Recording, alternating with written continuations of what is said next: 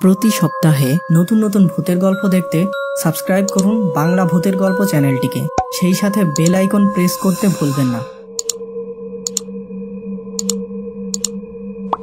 বন্ধুরা, আজকের এই সত্যিকার ভূতের ঘটনাটি পাঠিয়েছিল সৌম্যদেব বাংলাদেশের সিলেট থেকে। আর এই ভৌতিক ঘটনাটি তার নিজের সাথে ঘটেছিল। আজকের বিশেষ প্রশ্ন, তোমরা কি কেউ কখনো একা কবরস্থান বা শ্মশানে গিয়েছ আর সেখানে কোনো অস্বাভাবিক ঘটনা ঘটেছিল? ওই দিন ছিল রবিবার। বাড়িতে আমি ছাড়া আর কেউ ছিল না। বাবা মা বিশেষ এক কাজে আমার মামার বাড়ি ছিলেন, আমিও সেখানেই ছিলাম। কিন্তু গতকাল বিকেলেই এখানে চলে এসেছি। আর আজকে আমার বাবা মা বাসায় ফিরবেন। আমি সকাল 6টার দিকে ঘুম থেকে উঠে পড়তে বসি। পড়াশোনা শেষে রান্নাঘরে যেয়ে ভাত রান্না করলাম এবং ফ্রিজের তরকারি দিয়ে খাওয়া দাওয়া শেষ করলাম। আজকে কেন জানি স্কুলে যেতে মন চাচ্ছিল না। তবে আমার বাবা ছিলেন স্কুলের প্রধান শিক্ষক, তাই স্কুল ফাঁকি দেওয়ার সুযোগ নেই। অনিচ্ছা সত্ত্বেও এবার আমার নিজের সাইকেল নিয়ে স্কুলের দিকে রওনা হলাম। পথে আমার বন্ধু শাওনের বাড়ি গেলাম একসাথে স্কুলে যাওয়ার জন্য। কিন্তু ওদের বাড়ি যেয়ে ওর কোনো সাড়া পেলাম না। ভাবলাম সে হয়তো আগেই স্কুলে চলে গেছে, তাই এবার একাই স্কুলের দিকে রওনা দিলাম। স্কুলে পৌঁছে একদম হতবাক হয়ে গেলাম।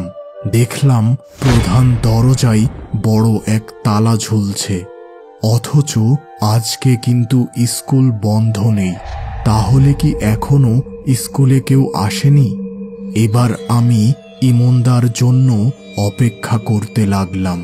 তিনি ছিলেন আমাদের স্কুলের দপ্তরি।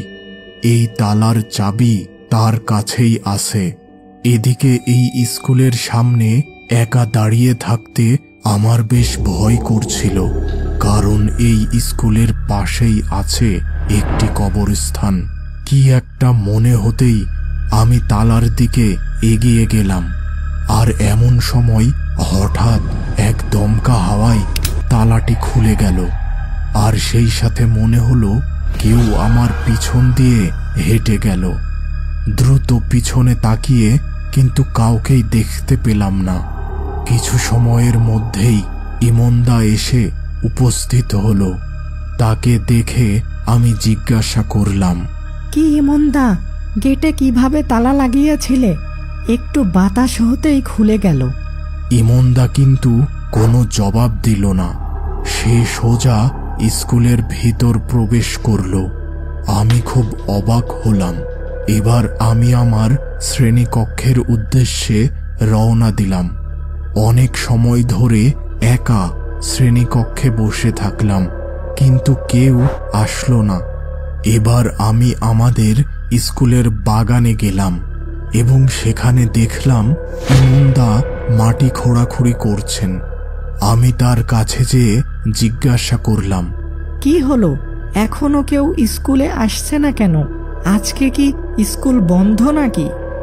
এবারও কিন্তু সে কিছুই জবাব দিল না। এক মনে সে মাটি খুঁড়তে লাগলো। এমন সময় কে যেন পিছন থেকে আমার গলা চেপে ধরল। খুব কষ্টে গলা ছাড়িয়ে আমি পিছনে তাকালাম, কিন্তু সেখানে কাউকেই দেখতে পেলাম না। এবার আগের অবস্থানে ফিরতেই একেবারে হকচকিয়ে গেলাম।